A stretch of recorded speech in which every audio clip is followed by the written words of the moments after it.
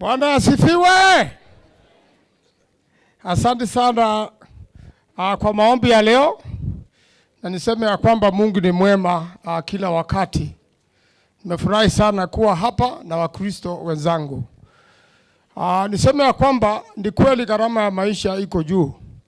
Na shida moja tuko nayo Ukambani na hapa Masaini ni shida ya title deed ya wananchi. Kulingana na taarifa ya Bwana Ruto, alisema kwamba ametumia nguvu zake kufanya revocation ya title moja huko Ukambani.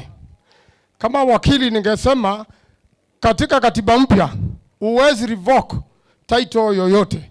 Na title imeenda county. Ile ya Kajiado County ndio wenye title za huku. Na ile ya national iko kwa National Land Commission. Katiba mpya ya 2010 imetoa nguvu yote kwa rais na watu yake, iko kwa National Land Commission na iko kwa wananchi. Lakini kama Wakristo tunaambiwa sisi zote tuko na dhambi and we have fallen short of the glory of God. Hata hivyo tumeambiwa pia usione chembe chembe kidogo kwa macho ya mwenzako na wewe uko na ile kitu kubwa kwa macho yako. Ile gongo iko kwa macho yako.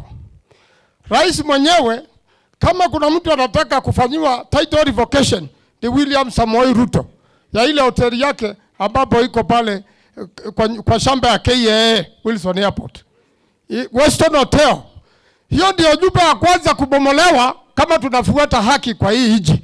Kwa hivyo kwanza abomoe hiyo nyumba ama alipe. Serikali ya Rais Uhuru ilimpa muda alipe ile deni hapo ya kuchukua hiyo shamba.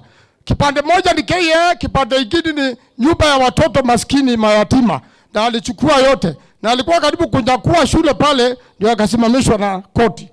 Kwa hivyo kama kuna mtu wa kufanya revocation kufanyiwa mtu wa kwanza ni yeye. Kubomolewa ni yeye. Hivyo muombe sana aache kubomoa na kurevoke matitle ya wananchi na aendeshe nchi kwa example. Yeye amesema ni Mkristo na maliza ya kusema ya kwamba not everybody who said Lord, Lord, Lord. Sio kila mtu anasema Bwana Bwana atapata urithi wa mbinguni. Ila yule anapenda matendo ya Mungu. Asanteni sana.